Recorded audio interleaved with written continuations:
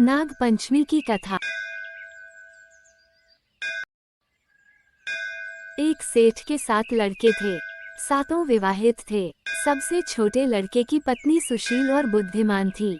उसका कोई भाई नहीं था। एक दिन बड़ी बहू सभी को साथ लेकर मिट्टी लाने के लिए गई। वे खुरपी से मिट्टी खोदने लगी। तभी वहां एक सांप निकला, जिसे बड़ी बहू खुरपी से मारने लगी। ये देखकर छोटी बहू ने कहा, इसने हमारा क्या बिगाड़ा है, इस बेचारे निरपराध को मत मारो।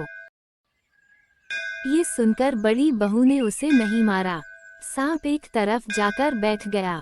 छोटी बहू ने उससे कहा, हम अभी लौट कर आते हैं, तुम यहीं रुकना, जाना मत। ये कहकर वह सबके साथ घर चली गई और वहां कामकाज लगने से भूल गई कि उसने सांप को रुकने को कहा है। दूसरे दिन याद आने पर वहां गई तो सांप वहीं बैठा था। वह बोली, मुझे क्षमा करना भैया, मुझसे भूल हो गई। सांप ने कहा, भैया कहा है तो छोड़ देता हूँ। आज से तू मेरी बहन है, जो इच्छा हो मांग ले।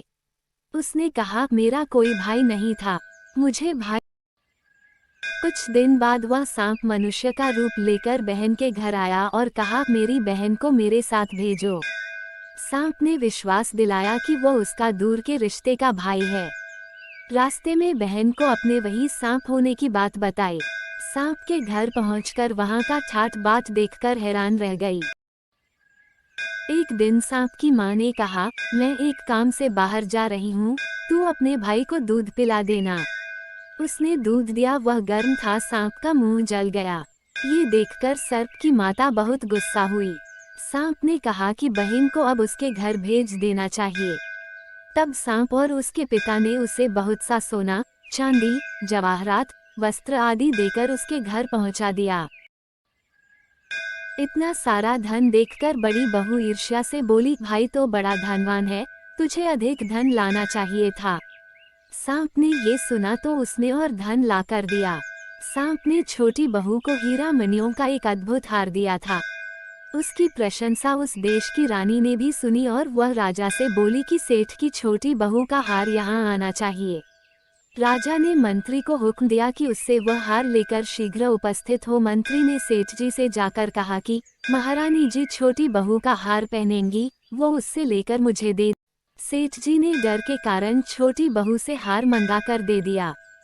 छोटी बहू को ये बात बहुत बुरी लगी। उसने अपने भाई को याद किया और आने पर कहा, भैया रानी ने मेरा हार छीन लिया है, तुम कुछ ऐसा करो कि जब वो हार उसके गले में रहे तब तक के लिए सर्प बन जाए और जब वो मुझे लौटा दे तब हीरों और मणियों का हो जाए। सर्प ने ठीक वैसा ही किया। जैसे ही रानी ने हार पहना वैसे ही वह सांप बन गया। ये देखकर रानी चीख पड़ी और रोने लगी। ये देखकर राजा ने सेठ के पास खबर भेजी कि छोटी बहू को तुरंत भेजो। सेठ जी डरते हुए छोटी बहू को साथ लेकर वहां पहुंचे। राजा ने छोटी बहू से पूछा, तूने क्या जादू किया है, मैं तुझे दंड दूंगा। छोटी बहू बोली, राजन क्षमा करें, लेकिन यह हार ही ऐसा है कि मेरे गले में हीरों और मणियों का रहता है और दूसरे के गले में सांप बन जाता है। ये सुनकर राजा ने वह सांप बना हार उसे देकर कहा, अभी पहन कर दिखाओ। छोटी बहू ने जैसे ही उसे पहना तो हार हीरे मणियों का हो गया। ये देखकर राजा को उसकी बात का विश्वास हो गया और उसने प्रसन्न होकर उसे बहुत सी मुद्राएं भी पुरस्कार में दी।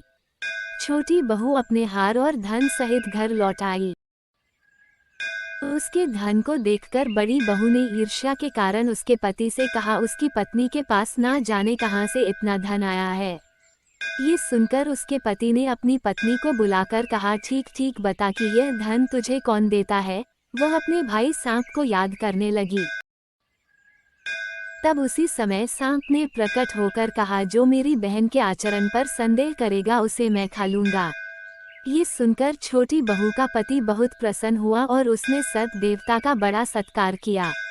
उसी दिन से नागपंचमी का त्योहार मनाया जाता है और स्त्रियां सर्प को भाई मानकर उसकी पूजा करती हैं। बोलो नाग देवता की जय।